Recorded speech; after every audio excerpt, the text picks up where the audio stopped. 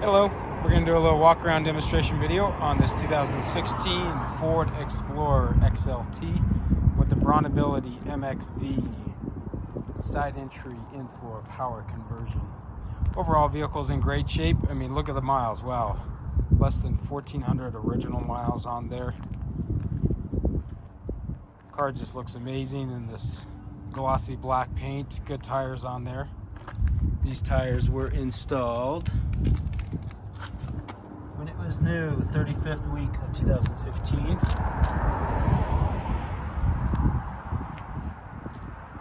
Overall, I don't see a ton of dings, dents, or scratches, but if I do, I'll point them out as we go.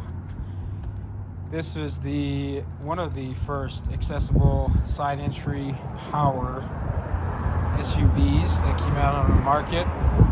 So if you were wheelchair bound and needed to be able to get around yourself, you could actually drive from this vehicle because it does have full power action on the ramp in the door.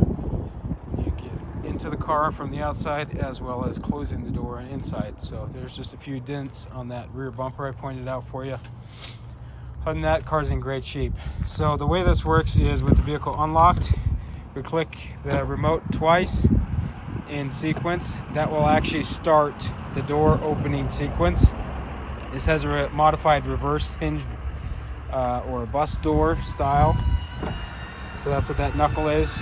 As you notice on the key, there's no actual door button. So that's why Ron programmed in the double click of the unlock will do this function here to open the door and the ramp will come out.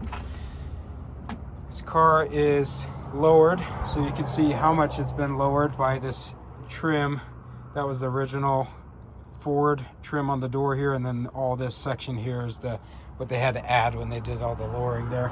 So you have two bucket seats back here, fold down footrest, so when you're sitting here it doesn't feel like your legs are dangling since that floor had been lowered so much. Two front seats are on pedestals, so they used the original Ford OEM seats here with this nice XLT leather. And then you do have a power docking system on the floor there at the driver's position. So if you were to pull in here with a power chair or some manual chairs, you can have a bracket that hangs underneath to dock in there. Otherwise, we have the strips on the floor that we can use the anchor system to be able to tie it down.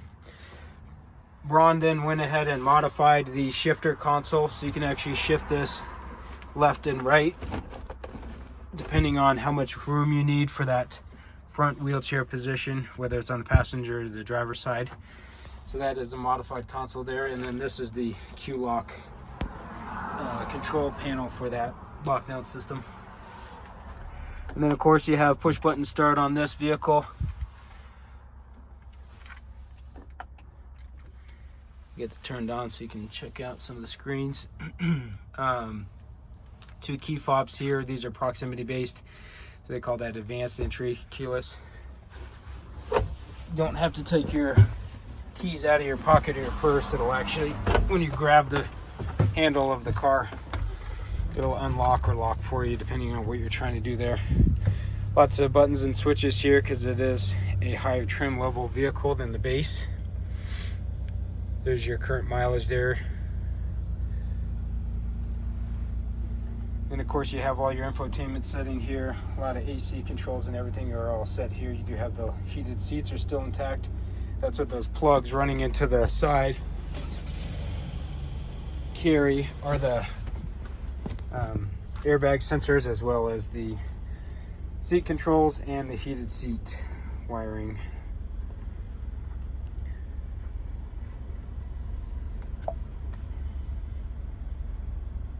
We have navigation on this one. You have your Bluetooth, climate controls, radio, the whole shebang. So overall, very good option spec. We can always hit this door button here for the ramp system. Otherwise, there's one right there on the door there too. And then like I did on the outside, you can always use the key fob to lock and unlock, and then the double click on that unlock will actually operate the ramp system. Thank you so much for watching. Hopefully this vehicle works for you. Big shout out goes to our #1 fans, Levi and Leah.